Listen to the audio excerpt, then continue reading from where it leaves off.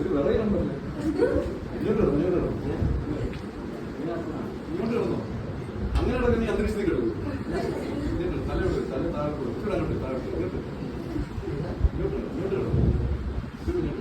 Okay. Recovery position എന്ന് പറഞ്ഞാല് നമ്മളുടെ ഈ കൈ എടുത്ത് നമ്മൾ ചെവിയിലേക്ക് വെച്ചു. ഓക്കെ ആണോ? ഈ കൈ നമ്മൾ എൽ ഷേപ്പിലേക്ക് ആക്കി. ഓക്കെ. നമ്മള് ഈ ഒരു കാലിങ്ങനെ മടക്കി പിടി കിട്ടിയോ? അതിനുശേഷം ഈ ആളിനെ ഈ ഒരു പൊസിഷൻ ഇയാൾ ചെയ്യുന്ന ഇയാൾ ഓടി അനക്കമില്ല. ഈ ആളിനെ നമ്മള് ഈ ഒരു പൊസിഷനിലേക്ക് മാറ്റും. ഓക്കെ ആണോ? ഇതിനെയാണ് നമ്മൾ ഹോസ്പിറ്റലിൽ ചെന്നാൽ ഇങ്ങനെ ഈ ഒരു റിക്കവറി പൊസിഷൻ എന്ന് പറയുന്ന സംഭവം കാണും കേട്ടോ. അപ്പം ഈ ഒരു പൊസിഷനിലേക്ക് പോകുന്ന സമയത്ത് ഇയാളുടെ നാക്ക് ഒന്ന് ഓർഡറിൽ വീഴും. ഓക്കെ ആണോ? ഇയാള് എന്താണ് അകത്തുള്ള സംഭവങ്ങളെല്ലാം ഊർന്ന് പുറത്തേക്ക് പോകും. നമ്മൾ ഒന്നുകൂടെ നിവർത്തി കിടത്തിയതിന് ശേഷം ഇയാളുടെ വായൊന്ന് പരിശോധിക്കണം. സംഭവം നാക്ക് ഒന്ന് ഓർഡറിൽ വീണോ ഇല്ലേ? നമ്മൾ ആ നാക്ക് ഓർഡറിലേക്ക് പിടിച്ചിടണം. ഓക്കെ. പിന്നെ വെള്ളത്തിൽ വീണ് കഴിഞ്ഞാൽ ആദ്യമേ നമ്മൾ കൊടുക്കുന്നത് ചെസ്റ്റ് കംപ്രഷൻ അല്ല. വെള്ളത്തിൽ വീഴുന്ന ആൾക്കാർക്ക് നമ്മൾ ആദ്യം ചെയ്യുന്നത് 5 റെസ്ക്യൂ ബ്രീത്ത് ആണ്. മനസ്സിലായോ?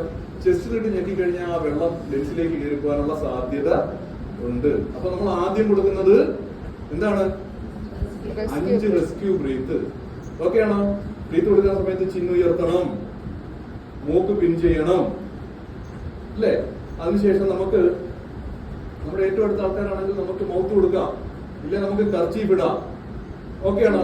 കർച്ചീഫ് ഇട്ടിട്ട് കൊടുക്കാം. അതല്ലെങ്കിൽ നമുക്ക് ഇതിനെ ഒഴിവാക്കാം, ബ്രീത്ത് ഒഴിവാക്കാം. കോവിഡ് പൊട്ടിപ്പൊളിഞ്ഞ് കിടക്കുന്നു, ഛർദ്ദിച്ച് കിടക്കുന്നു, എനിക്ക് പ്രശ്നമാകും എന്നുണ്ടെങ്കിൽ നമുക്കതിനെ ഒഴിവാക്കാം. ഓക്കെ ആണോ?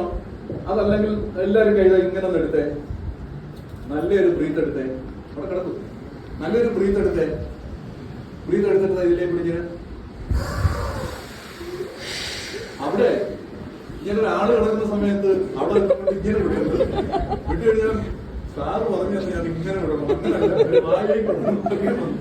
അപ്പം നമ്മള് കൊടുക്കുന്ന സമയത്ത് ഇയാളുടെ നെഞ്ചും നമ്മൾ ബ്രീത്ത് എടുക്കുന്ന സമയത്ത് എന്താണ് സംഭവിക്കുന്നത്? നമ്മുടെ നെഞ്ചും വയറും ഉയരുകയും താരുകയും ചെയ്യും. അത് ഉയരുകയും താരുകയും ചെയ്യുന്നില്ല എന്നുണ്ടെങ്കിൽ നമ്മൾ മനസ്സിലാക്കണം, നമ്മൾ കൊടുക്കുന്ന ബ്രീത്ത് കിട്ടുന്നില്ല.